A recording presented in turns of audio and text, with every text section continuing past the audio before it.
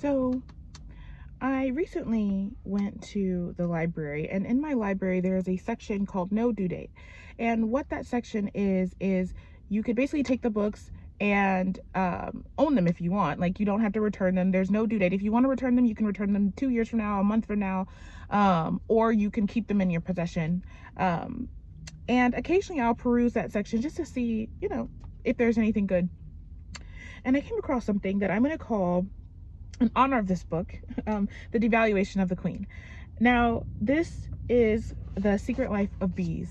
It is a book I was really, really excited to read. It's been made into a really popular movie with really famous stars in it. And so I was really excited to see this book laying in there. But something I noticed that has been pricking my conscience more than that is the devaluation of what is real. And first off, before I start, I want to say that I think this is very fitting. I sewed this bookmark, and it is a bunch of honeybees with the honeycomb. So when I got this book, I was like, this is what I made this for. But anyways, something I noticed about this book is I opened it up, and I'm going to cover her name here. I noticed, and this is the second or third time I've seen this, that it was signed to a specific person. Now, it wasn't like a mass-produced signing. Like, this is written in black ink in this book. Somebody went to a signing or something with this author, and it was written to a specific person from the author. This is a very, very popular book, at least in the United States. And like I said, it's been made into a movie.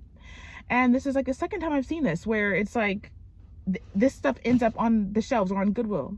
It reminded me of when I go to Goodwill and I see hand-stitched, really quality quilts laying in Goodwill, and I'm like, what is going on? I noticed this specifically, if I'm honest, with the specific generation. Gen X is very, very bad at valuing things that are real. I will see them do things like decluttering things, but while I'm empathetic to the reality of the generations before them were extreme hoarders, what I noticed that generation struggles with, at the same time they are guilted into this consumerism trap where they're constantly buying new things, constantly buying trash, garbage, things that have no value, and they're decluttering the things that are real. The things that they choose to keep are really not of value. And I've noticed this with even hoarders that are in older generations. What they will get rid of is the things that matter, the pictures, the videos, the connections to family members. But what they'll keep is the trash, essentially, papers, and just Amazon junk. And so then I go into Goodwill and I see all of these really, really valuable things that are quality, and they're in there. And I can't help but think and notice, even in my family, I'm like, what's left in their homes? Trash, garbage. It's a clean garbage bin. Like, nothing in there is quality. Yet those are the things they hold on to for dear life. And simultaneously, that generation is dealing with, I don't know how to have good relationships. I feel hopeless. I feel helpless. I feel disconnected. I don't know what's wrong. And it's like, because you devalue the queen. When you have bees, especially honeybees, the thing that's known about them is when the queen goes away, if she dies or if she does something else, there's no more colony. Eventually they all pass. And yes, they can create a new queen. We know this. But stick with me. I feel like I'm very frustrated because the people on this planet do not value what is real. And I'm going to try to explain it. I wrote this down. I'm going to try to explain why this signature is such a big deal to me and what is indicative of. I wrote that people have no sense of what's valuable and what's not, what's real and what's not. It bothers me. This is valuable. You'll never get another chance to meet her, meaning the author. She is real. Your clutter and Amazon home is not. People are real. People are irreplaceable. People are valuable. We get rid of everything with people and wonder why our lives are such shit. We get rid of everything that means something, everything that is of quality. And then when it's gone, you want to call it back saying, oh, well, it's not like how it was in the good old days. Well, you gave it away. You would have had it.